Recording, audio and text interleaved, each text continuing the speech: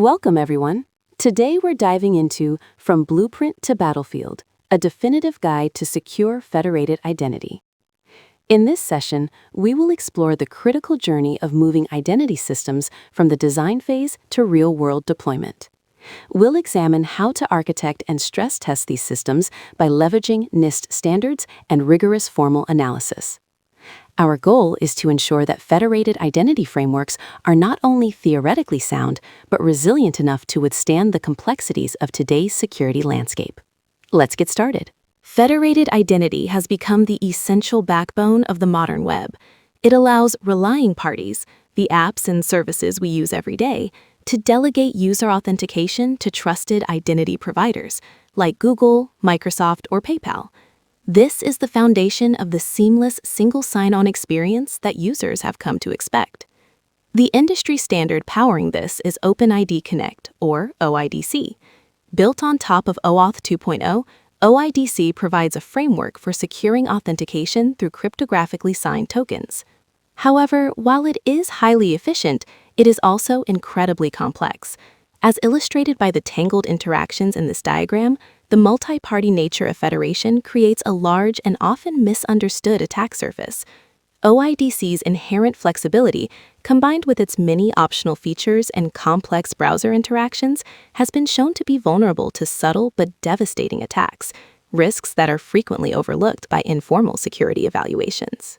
Moving on to the foundational architecture, NIST SP 800-63C provides the authoritative model for identity federation. This framework is built around three core actors: the subscriber, who is the end user seeking access; the identity provider, or IDP, which manages the user's identity and performs authentication; and the relying party, or RP, which consumes that identity information to deliver a service. As shown in the diagram, the workflow typically involves redirects between the subscriber and the IDP for primary authentication. Once the user is verified, the IDP passes the necessary identity information to the RP, which then establishes and manages the user's session. This separation of duties is the cornerstone of the model. The IDP handles the heavy lifting of authentication, while the RP securely relies on that result to grant access. In this framework, the assertion serves as the keystone, the central component that holds the entire identity architecture together. It acts as the bridge between the identity provider and the relying party, securely packaging the claims needed to link authentication with authorization. As you can see in our metadata list, this isn't just a simple data transfer, it is a highly secured package. Key elements like the audience prevent redirect attacks by ensuring the assertion is only used where intended, while the signature provides cryptographic proof of authenticity. We also include strict time bounds and unique identifiers to mitigate replay attacks and ensure the information remains fresh. Ultimately, as NIST SP 800-63C notes, the assertion is what allows the relying party to verify exactly who a subscriber is and make the critical authorization decisions required to grant access to resources. Without this keystone, the trust relationship between the IDP and RP simply cannot function. Now let's look at Federation Assurance Levels, or FALs. These categories measure how much trust we can place in the security of an identity assertion. Starting with FAL1, our baseline good level. This requires a bearer assertion signed by the identity provider. While the signature protects the data from being tampered with, the assertion itself isn't encrypted. This means that if an attacker intercepts it, simple possession is enough to impersonate the user. FAL2 represents the better standard. Here, the assertion is both signed by the IDP and encrypted specifically for the relying party. This protects the data from both modification and disclosure while in transit. Because of this added layer of privacy, FAL2 is mandatory for any front channel flows where the assertion passes through a browser. Finally, we have FAL3, which is the best and most secure option. This moves us to a holder of key model. Not only is the assertion signed and encrypted, but the subscriber must also cryptographically prove they possess a specific key bound to that assertion. This effectively prevents impersonation, even in the event that the assertion itself is stolen, providing the highest level of protection against identity theft. Now, let's look at OpenID Connect, or OIDC, which has become the industry standard for federated authentication. It's important to clarify that OIDC is not simply an evolution of the original OpenID. Rather, it is a dedicated identity layer built directly on top of the OAuth 2.0 authorization framework. Before OIDC, developers often used OAuth for authentication in an ad hoc and sometimes insecure manner. OIDC formalizes this process by introducing standardized flows and, crucially, the ID token. The ID token serves as a NIST-compliant assertion. It is a cryptographically signed JSON Web Token, or JWT, that contains specific claims about the authentication event itself. Beyond just fixing authentication for OAuth, OIDC adds critical features necessary for scale. This includes discovery for automatically finding identity provider endpoints and dynamic client registration for on-the-fly setup of relying parties. As Fett, Kusters, and Schmitz noted in 2017, OIDC wasn't just about retrofitting authentication into OAuth with secure tokens. It was designed to enable these robust additional features that make modern federated identity possible. Now, let's walk through the anatomy of a secure login, specifically the OIDC authorization code flow. This process involves three main entities: the user's browser, the relying party, or RP, which is the application you are trying to access, and the identity provider, known as the IDP. The process begins in the front channel, which is mediated through the browser. First, the user initiates a login request at the application. The RP then redirects the browser to the identity provider, passing along a client ID and a unique state parameter. Once the user successfully authenticates at the IDP, the provider redirects the browser back to the application with a one-time authorization code. Note that at this stage, the actual identity tokens haven't been shared yet. This leads us to the back channel, which is a direct, secure server-to-server connection. The RP sends that authorization code, along with its private client secret, directly to the IDP's token endpoint. After the IDP validates these credentials, it finally returns the ID token and access token to the application. There are two critical security components to highlight here. First, the use of the back channel ensures that sensitive identity tokens are never exposed to the browser, mitigating the risk of interception. Second, the state parameter acts as a CSRF token, linking the initial request to the final response to prevent session injection attacks. This separation of duties makes the authorization code flow the gold standard for secure web authentication. Moving from theoretical blueprints to the digital battlefield, we find that even standards-compliant protocols like OIDC can harbor hidden risks. We conducted a rigorous Dolev-Yao-style formal analysis of these multi-party interactions, and the results were revealing. As you can see in this flow diagram, there are multiple points where the front and back channels can be compromised. Our adversary model is robust, assuming an attacker who can intercept network traffic, host malicious sites, and deceive users into initiating flawed login flows. However, the most critical takeaway here is that the most severe vulnerabilities aren't cryptographic breaks. The encryption itself is solid. Instead, the real threats are logical flaws that confuse one of the parties about the state or context of the authentication. It's not a failure of math, but a failure of coordination between the browser, the relying party, and the identity provider. Now, let's examine a critical vulnerability known as the IDP mix-up attack. This attack is particularly dangerous because it tricks a relying party, or RP, into leaking valid user credentials by confusing it about which identity provider it is communicating with. On the left, we see what the RP thinks is happening, a standard login attempt where it receives an authorization code from an attacker-controlled IDP and sends it back to their endpoint for verification. But look at the reality on the right. The attacker first intercepts the initial request and redirects the user to a legitimate, honest IDP. The user authenticates normally, and the honest IDP issues a perfectly valid authorization code. However, because the RP has been confused about the session's origin, it sends that valid, high-value code directly to the attacker's token endpoint. The end result is a critical credential leak.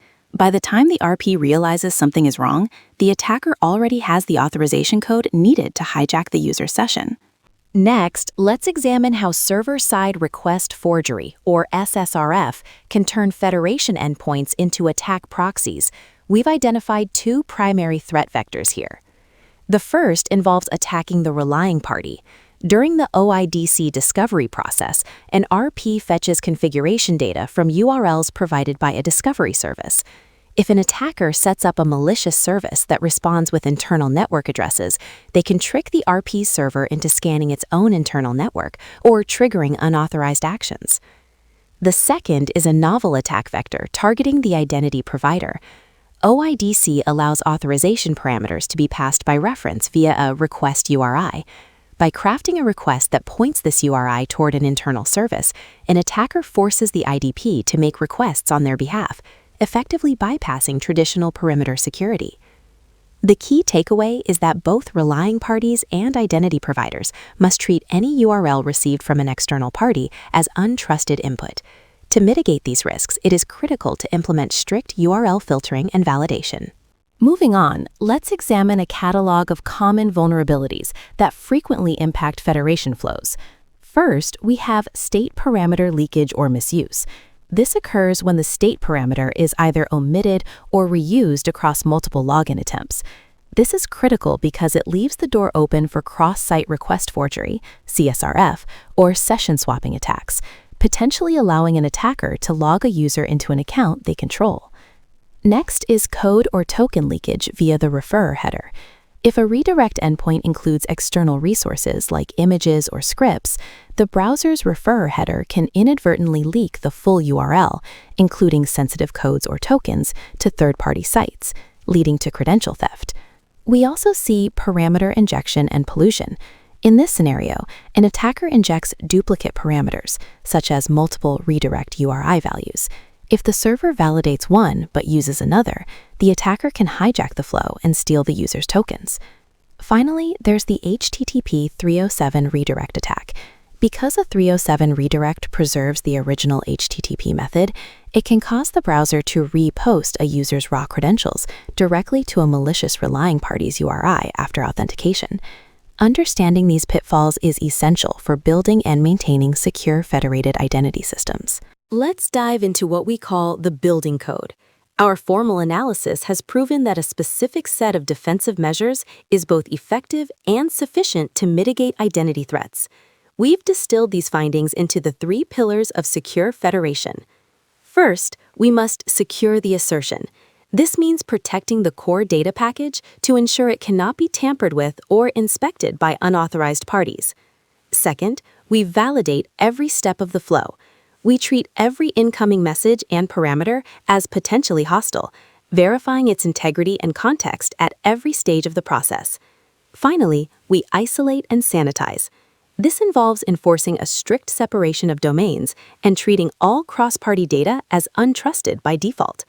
Implementing this building code is essential for any secure federated system, ensuring that your infrastructure is truly code-compliant and resilient against attack. Our first guideline focuses on securing the assertion through robust cryptography and scoping. To do this effectively, you must apply the Federation Assurance Level, or FAL, that is appropriate for your specific context. First, under FAL1, we must always sign. Every assertion must be signed by the identity provider using either asymmetric keys or a per-RP symmetric key. This ensures the relying party can validate the signature, which is our primary defense against the manufacture or modification of assertions. Next, for FAL2, we encrypt in the front channel. If an assertion is passed through a browser, such as an OIDC implicit or hybrid flows, it must be encrypted for the specific RP. This prevents sensitive assertion data from being disclosed to the browser or intercepted by network attackers. Beyond cryptography, we must enforce strict audience restriction. The assertion's audience field must clearly identify the specific relying party, and that RP must verify it is indeed the intended audience. This simple check is critical for preventing assertion redirect attacks. Finally, we recommend short lifetimes. By setting expiration times to just a few seconds or minutes, we significantly narrow the window of opportunity for an attacker to attempt an assertion reuse. By following these 4 principles, you create a hardened environment that protects both the integrity and the confidentiality of your federated identity system. Moving on to Guideline 2, validate the state and context of every protocol step. This is critical because some of the most dangerous attacks exploit a mismatch between the expected state and the actual state of a request. To secure this flow, there are several mandatory validations we must implement. First, to mitigate identity mix-up attacks, the identity provider must include its issuer identifier in the response, and the relying party must verify that this matches the IDP it originally initiated the flow with. Next, we must bind sessions using a unique, unguessable state parameter. This value needs to be tied to the user's specific login session and used only once.